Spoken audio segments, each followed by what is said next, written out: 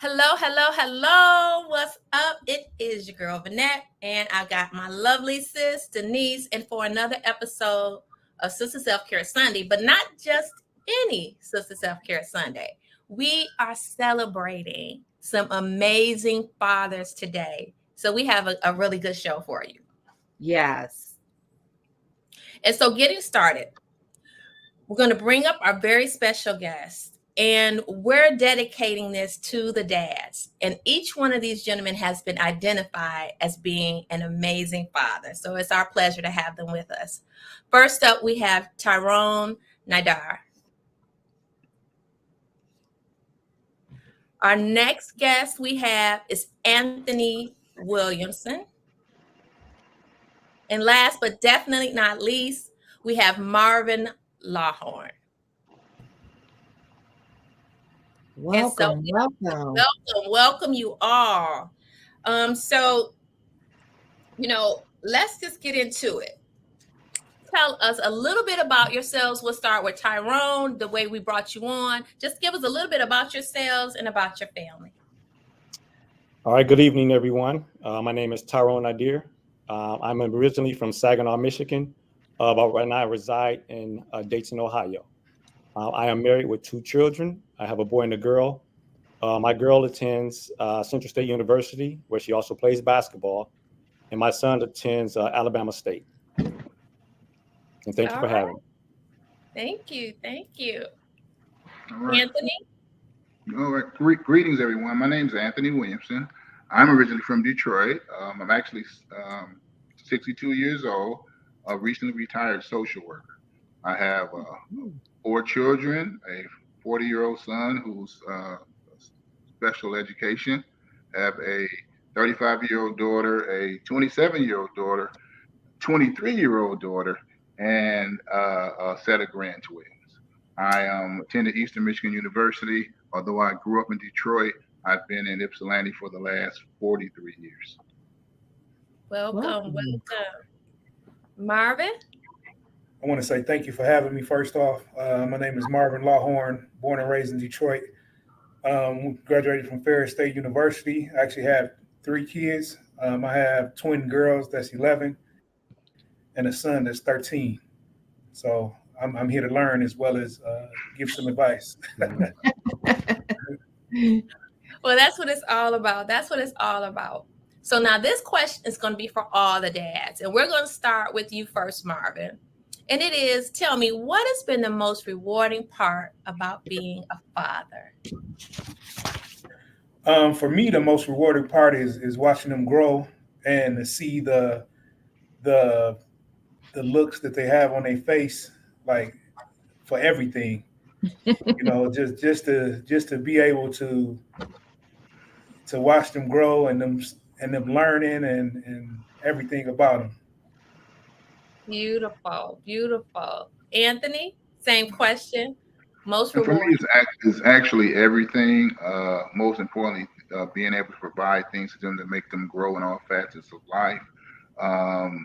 Just being there for them, learning with them, because see from the ages of my children, I was a young father and didn't have the relationship with my father. So I was learning to be a father while a father. And as I mentioned, my family is blended, but I'm actually the biological father of 3 girls, and so raising daughters. So when we get to that part, was different than I believe it would have been for raising sons based on the way I was. So raising ladies with all the emotion and the support and everything was a challenge for me.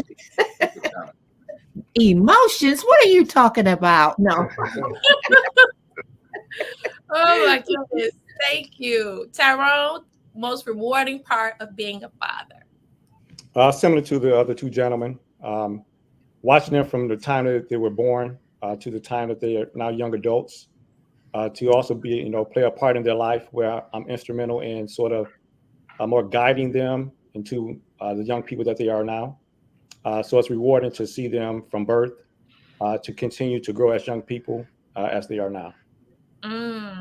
Love that. Yeah.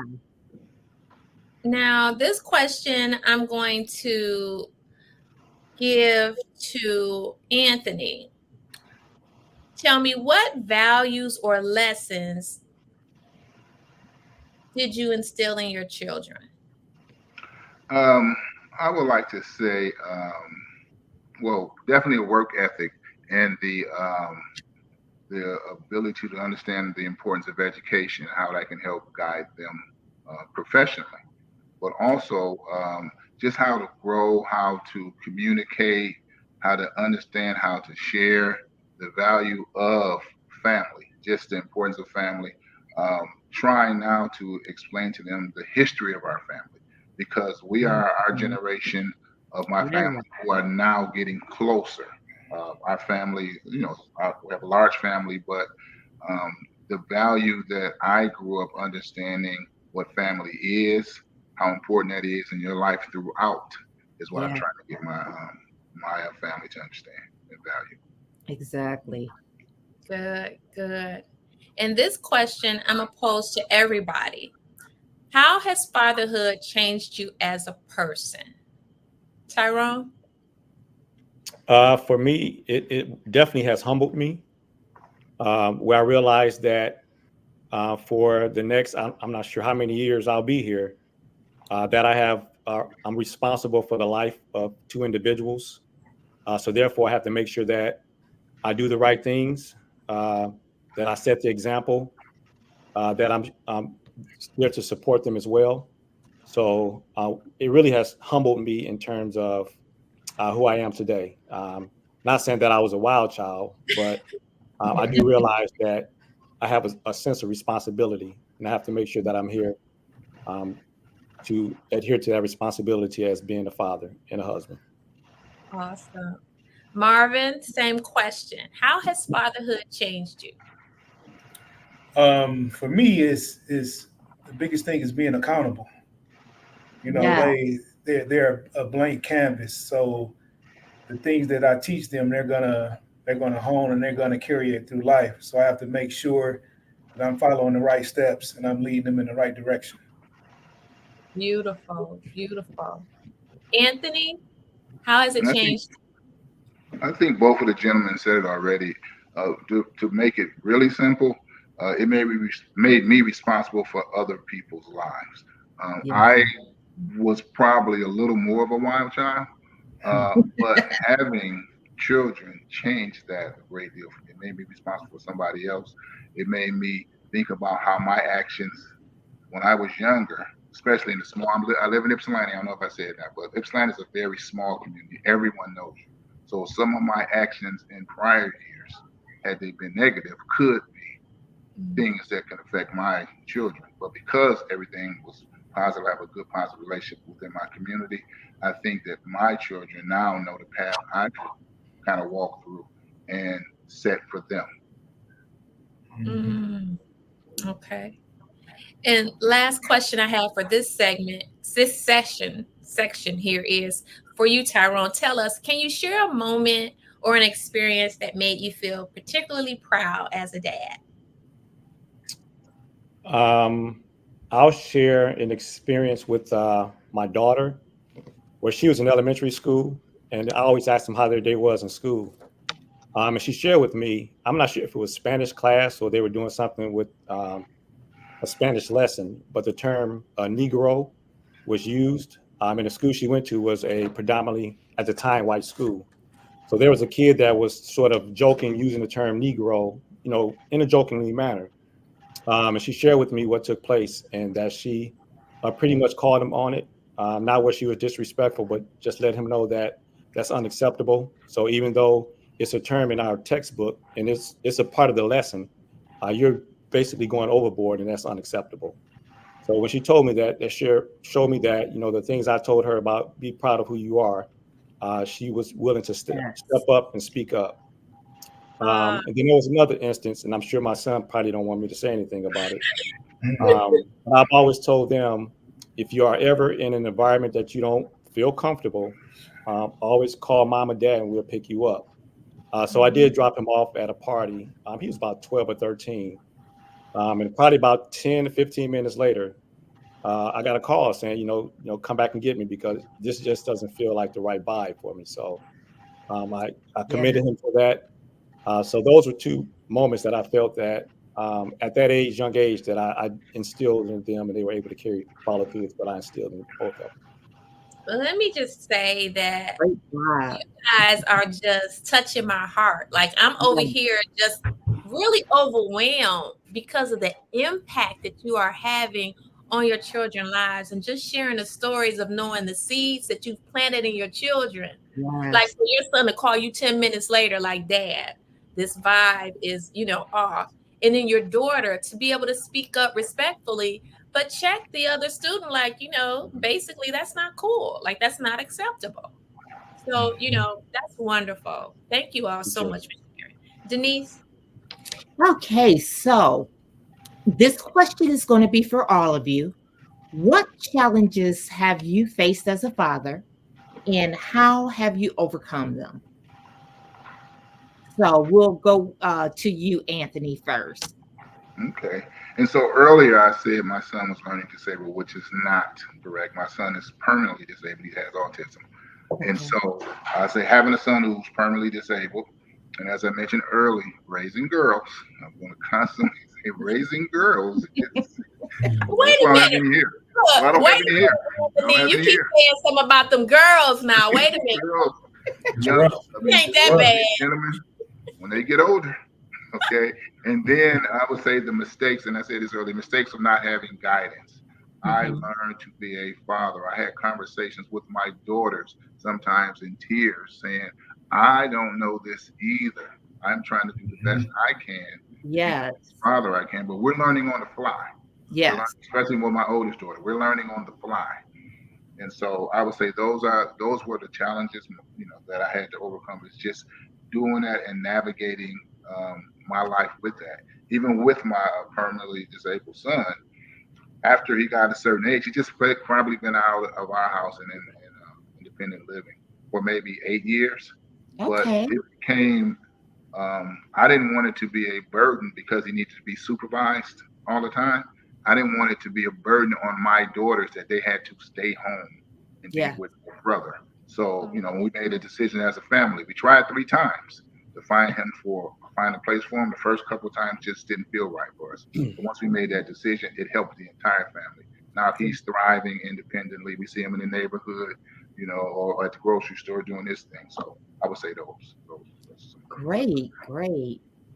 Okay, Marvin. Okay, for me, it would be just them accomplishing things that they try. I'm gonna use my son for the first example. He's a wrestler, and I tell him, if you don't believe in yourself, nothing's gonna happen.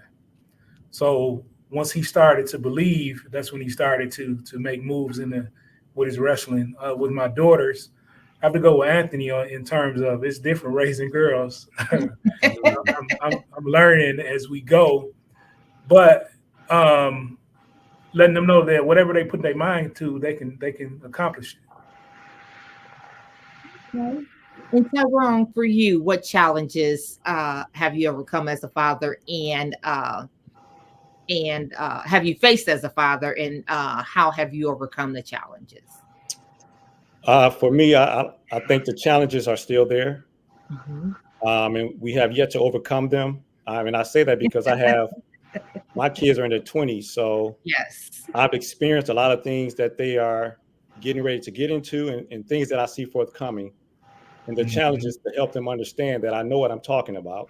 Yeah. But I think we were there too, and didn't do what our parents asked us to do, and we wanted to experience it. So the biggest challenge is to allow them to continue to be young adults. I doubt if I would ever overcome it, because in their 20s, now that over 18, the systems has, if they're in the system, there's very little mom and dad can do. Right. So that's the biggest challenge, to truly help them understand that, dad knows what he's talking about. I've experienced it. I don't want you to experience it. But at the same time, you want to say, well, maybe it's best for them to experience it so they know exactly, dad was right, and not let it happen again. It's still a challenge, and I haven't overcome it yet. Yeah. That's so true because, being a mom myself, you have to sometimes let your kids fly, and experience things, on their own, even though we try to shield and protect them. But Mhm. sometimes, we have to let them bump their heads. So, all right. So let me ask you, Marvin, what role did your own father or father figure play in shaping your life as you approach fatherhood? Oh wow, my dad was Superman. I tell everybody that. Um, that's kind of why I take fatherhood so seriously, because I always said to myself, if my dad hadn't have been so active in my life, like where would I be? But he set a great foundation for me to follow, and I'm trying to live up to where he was. Great, great. All right. Well, Tyrone, um, for you, how do you balance your work life, your work and family life? Um, And I don't what want. and this is going to be a two-part question. And Okay. what advice do you have for other dads trying to find the balance? For me, I don't want to say it was easy, but because of my profession and how close a proximity where I work was to where my kids went to school, Okay. I was able to like leave for an hour or two to go to their performances.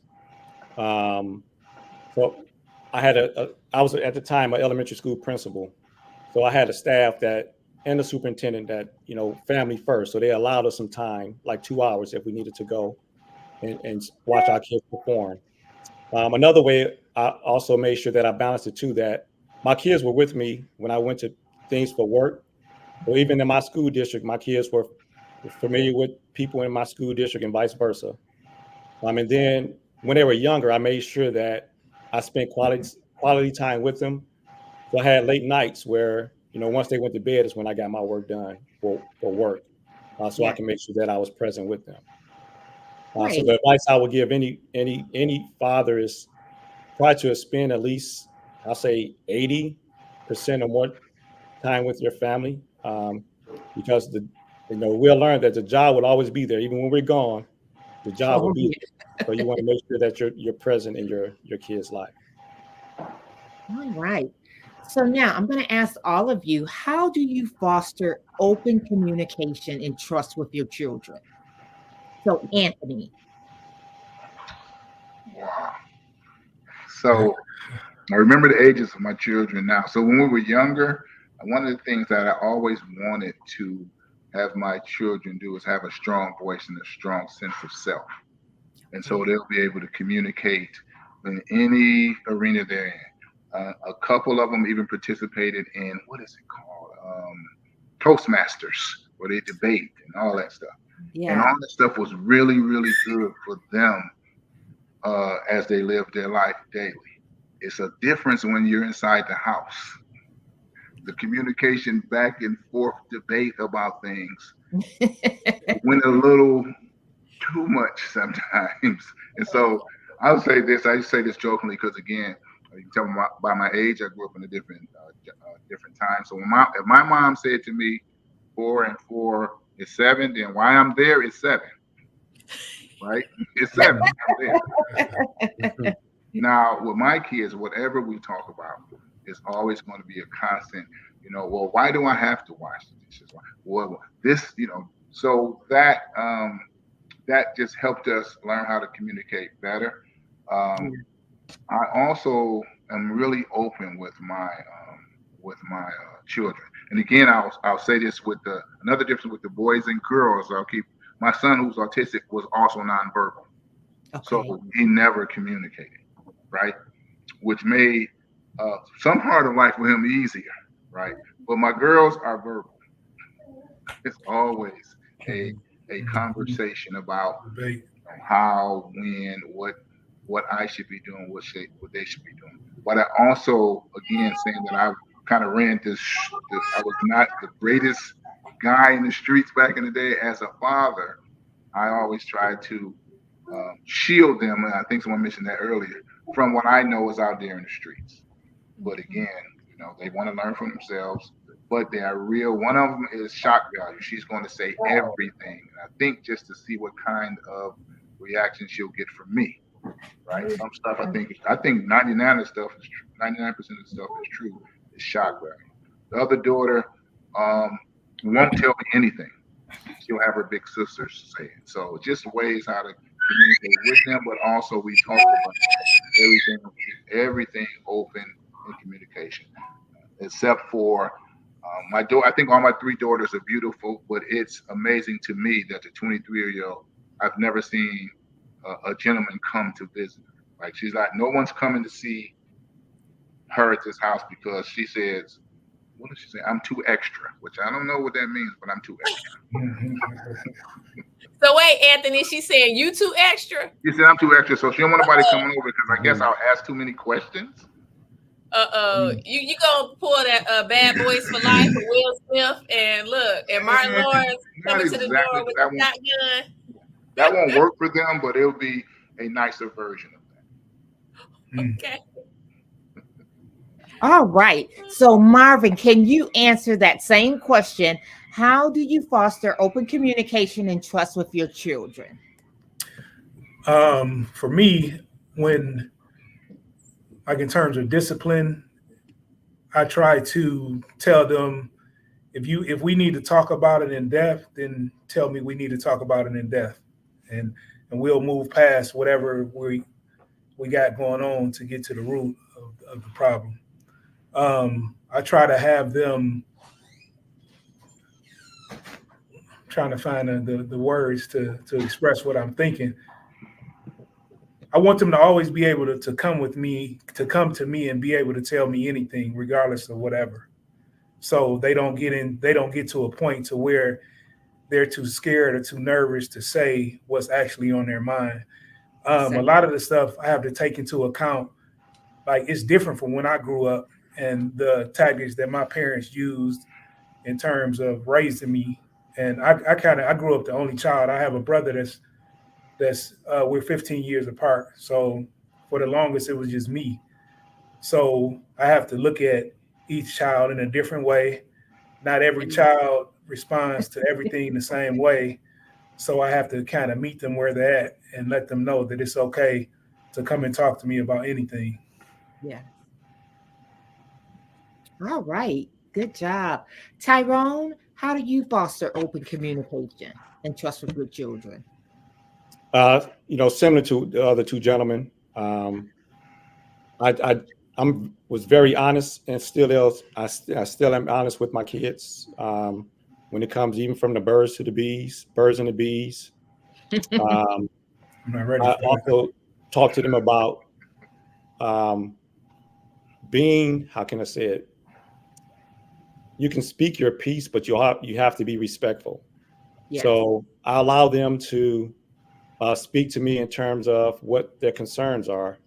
And I also make sure that I'm never judgmental, that I listen, give them the opportunity to speak their piece, and then share my thoughts if they want my thoughts. Sometimes I'm just a sounding board. So I don't want to be judgmental. But I share with them what my expectations are. And I'm a man of my word. So if I tell them I'm going to do something, I do it.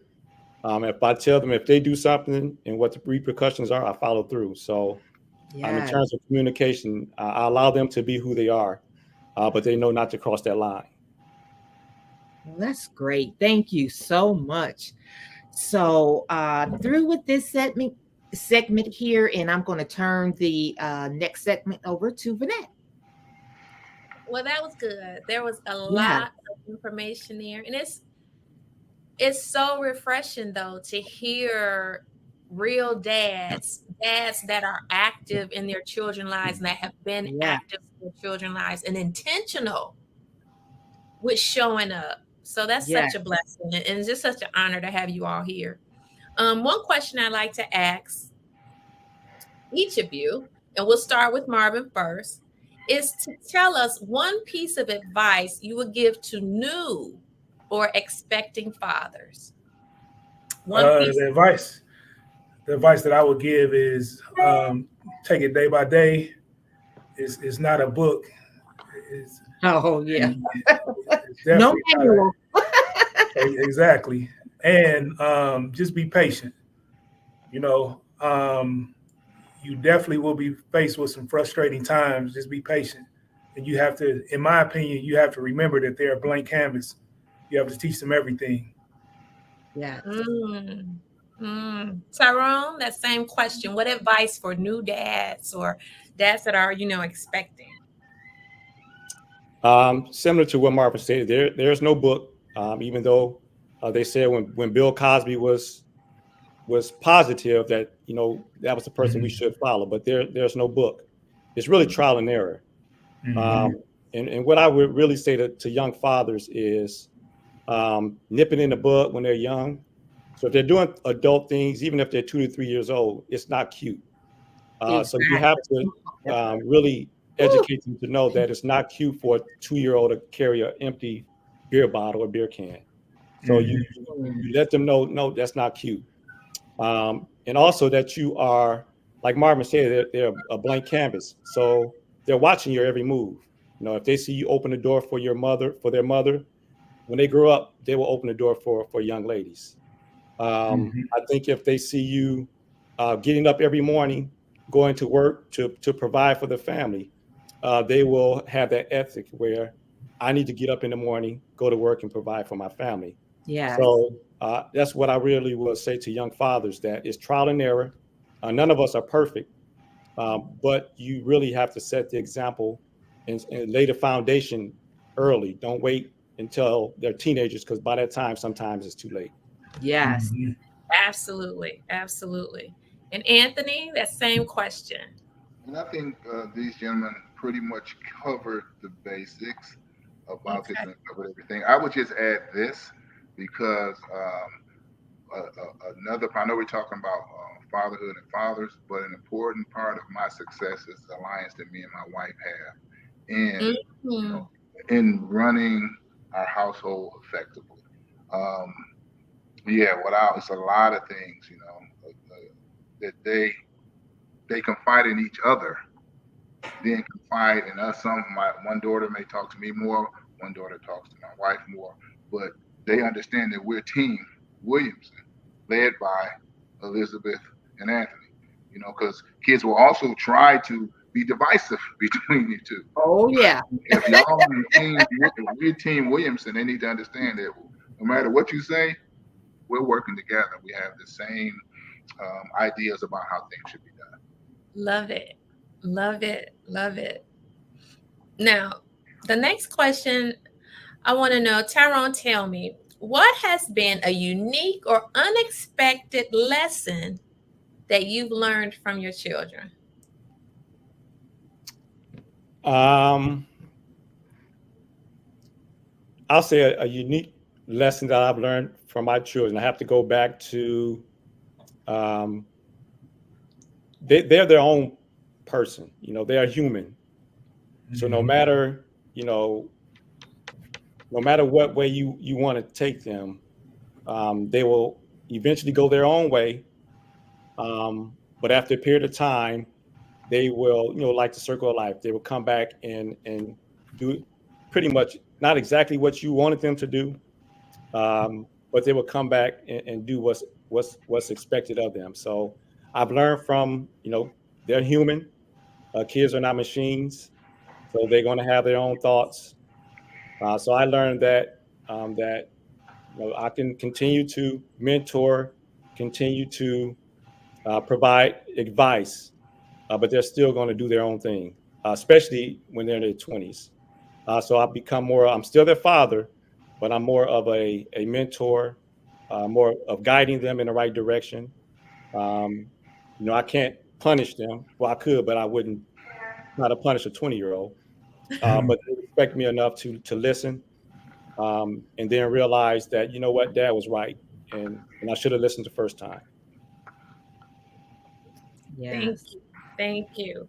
Now, Marvin, how do you involve your children in your interests or hobbies? And what are some new activities that you've discovered since having children? like it was stated earlier, they watch you and do everything you do. So Yes. it's about me doing whatever I do, whether it's in the yard, whether it's just watching TV, certain shows. They kind of just come and just hang out with me. Some new things that I've learned. Like I didn't realize that I like board games, and we have a lot of fun just playing board games, just enjoying each other's company, laughing, talking, listening to the stories that they have in terms of what went on throughout their day. It's kind of amazing. Love it, love it. Yes. And when we talk when you said about those board games, yes, yeah. I'm gonna tell you, I had a little minor flood, so I lost like about I'm gonna say about 12 games because I have 4 sons that I raised. Me and my husband, we raised 4 sons, and so with the board games, they all got destroyed. So what I did was I started replacing the board games, and now I have like about 40 different board games. A lot of it I bought, at the Goodwill for $4.99, $5.99, brand new games. So, when we come together during the holidays with the grandkids and my sons and everything and their significant others, we love to play games of all different types. Yes, board that games are so much fun. Yes, Yeah. family. Yeah. I'm sorry. Go ahead. Oh, no, go okay. ahead. And I was just thinking of speaking of the board games. I love that. But I'm gonna throw this to either Tyrone or Anthony. Are there any special activities that you all do with your children? And it's already a lot of our activities are related to sports.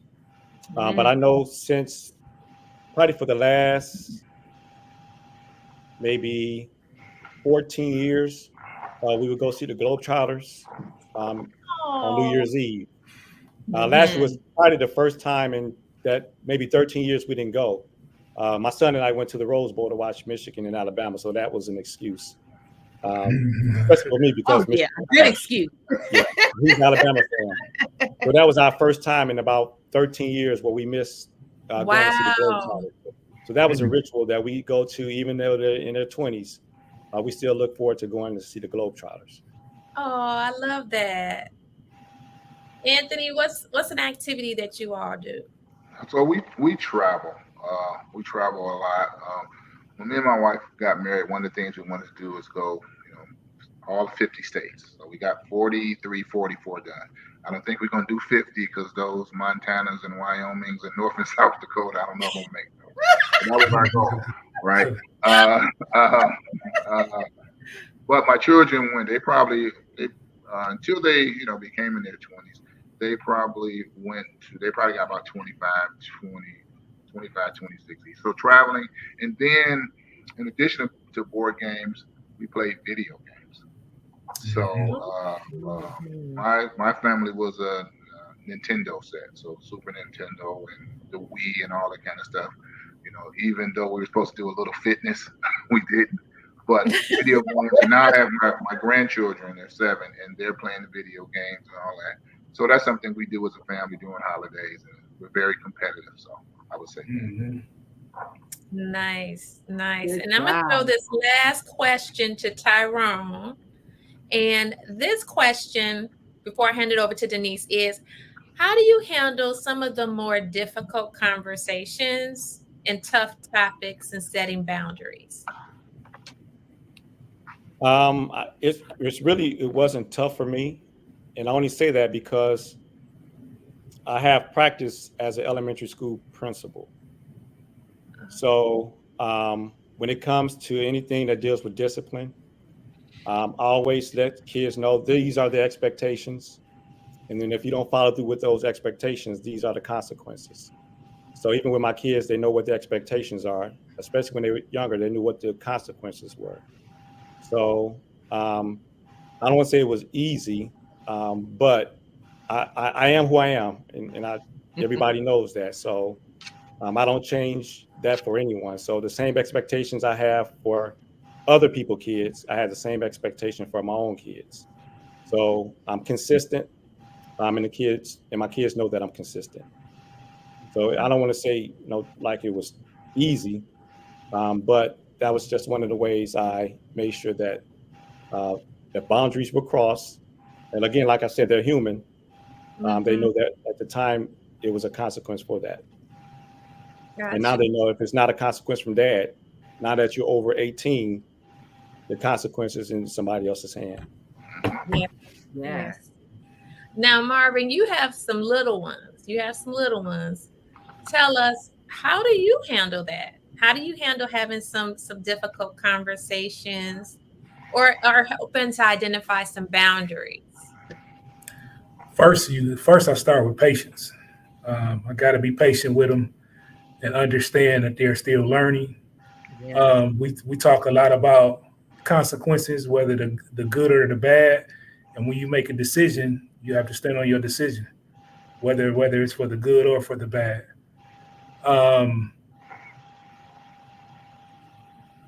Just try to be present in terms of what's going on, and let them know that I see everything.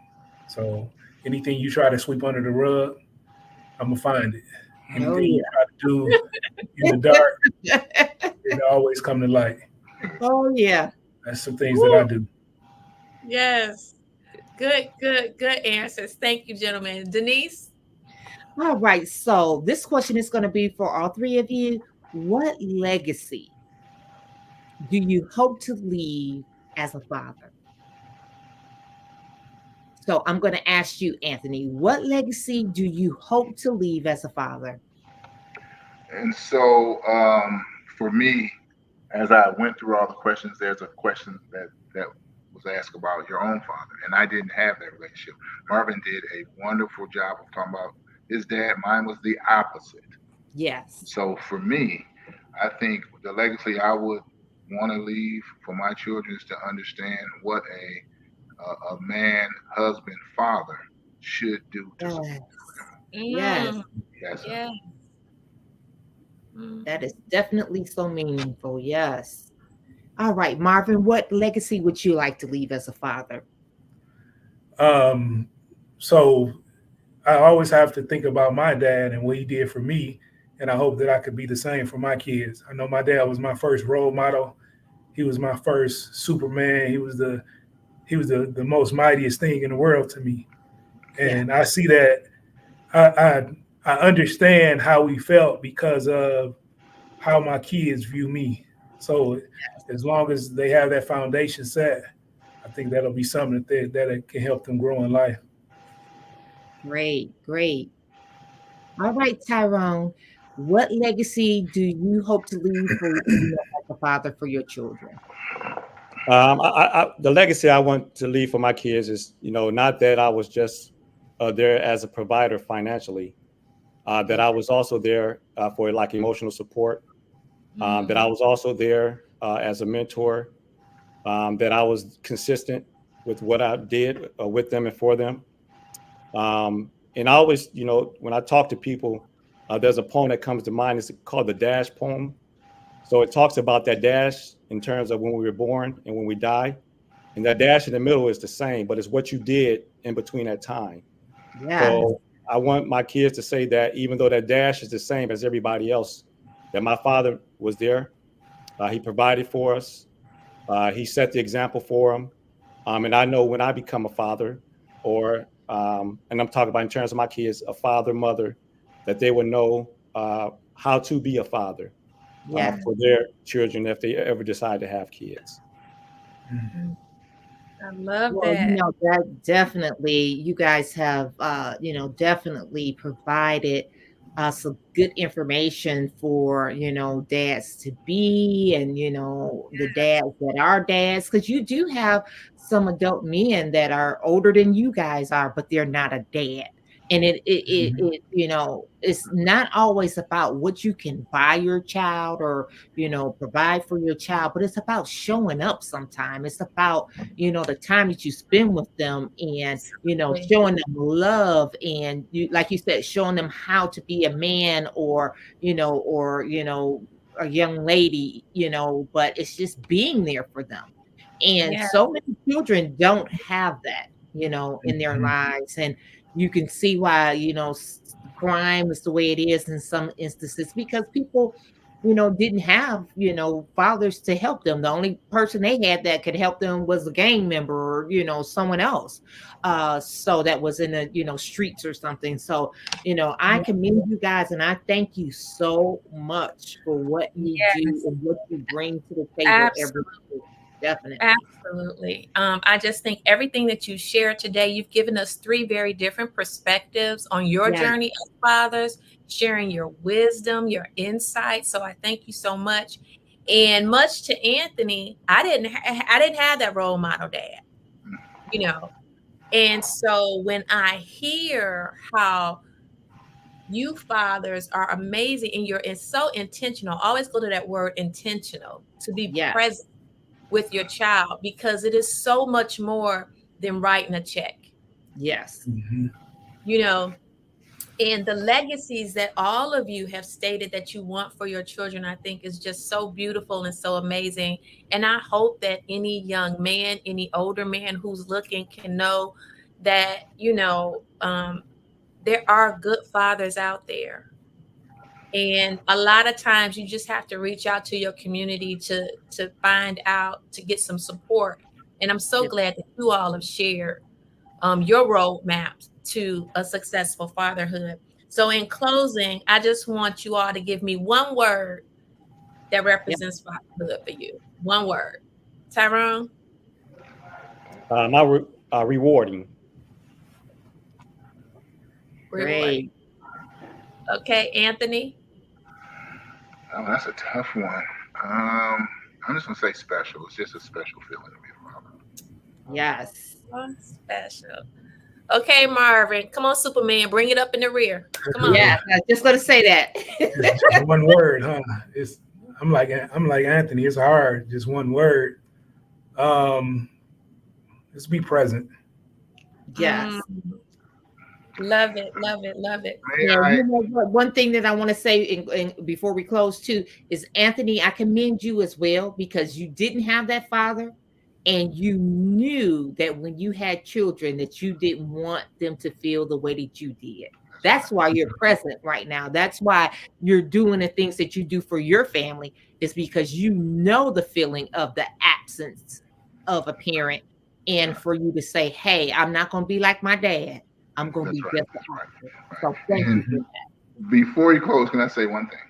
Absolutely, absolutely. And so as I look through all this, I look through it as the lens of my children currently. And so these conversations give a disservice to my princesses growing up.